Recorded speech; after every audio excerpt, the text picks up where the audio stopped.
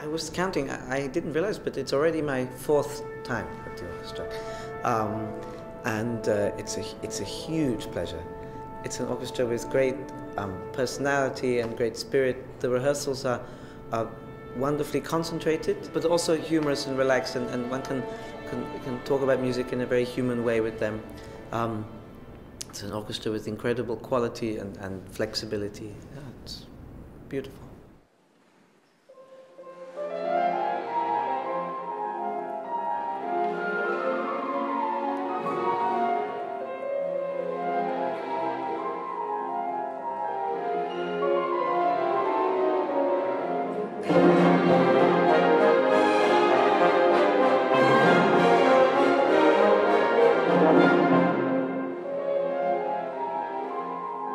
We played together quite a few times.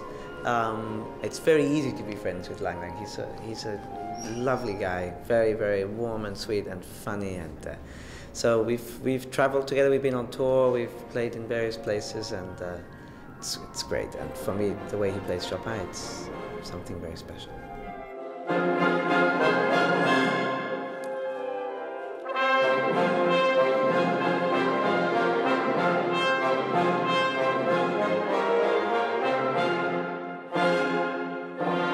It's difficult for a young conductor.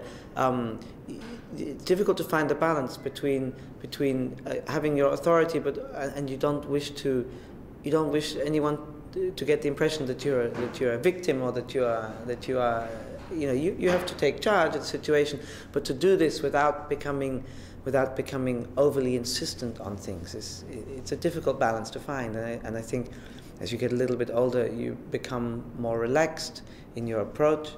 And that means it's maybe easier to find the good way. Chopin wrote his pianoconcerto while he still lived in his native Poland. Can we hear that this music is written before he started traveling through Europe? That's a funny question, whether one can hear...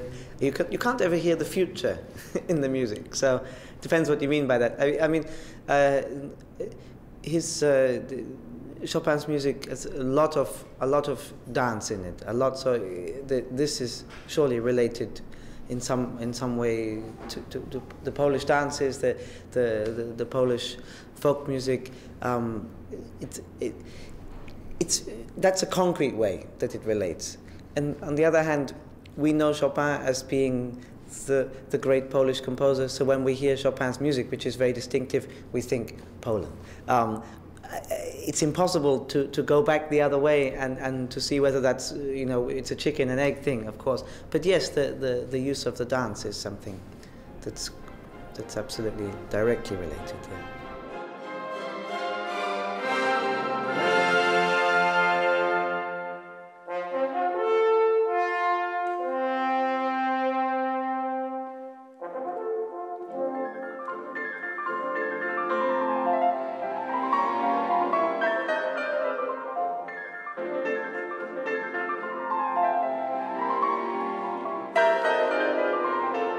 In comparison to Brahms' first symphony, the second one is considered to be brighter and more positive.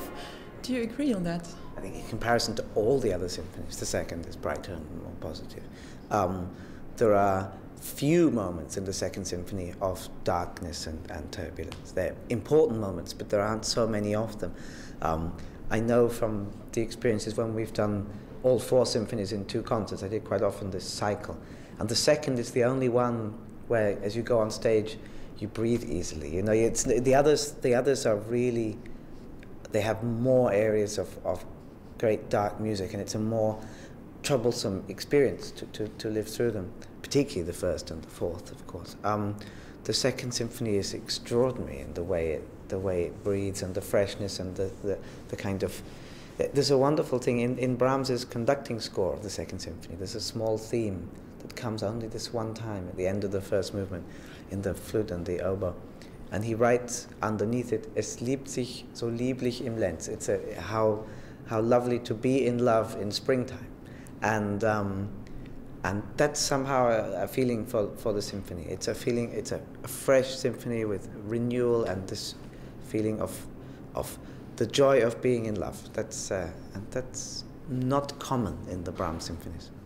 I heard you're a Manchester United fan. They managed to get into the finals. They didn't just manage, they blasted their way into the finals. Come on, this was an extraordinary destruction of Arsenal, these last two games. I've enjoyed that, yes. Do you have time to see the finals? I am very happy to say that I'm working that week, but the Wednesday evening I have no concert. So I will have time to see it. Well, I'm in Stockholm, which is a long way from Rome, so I don't think I will manage to. I don't think I'll manage to get down to Rome to be there. But you never know.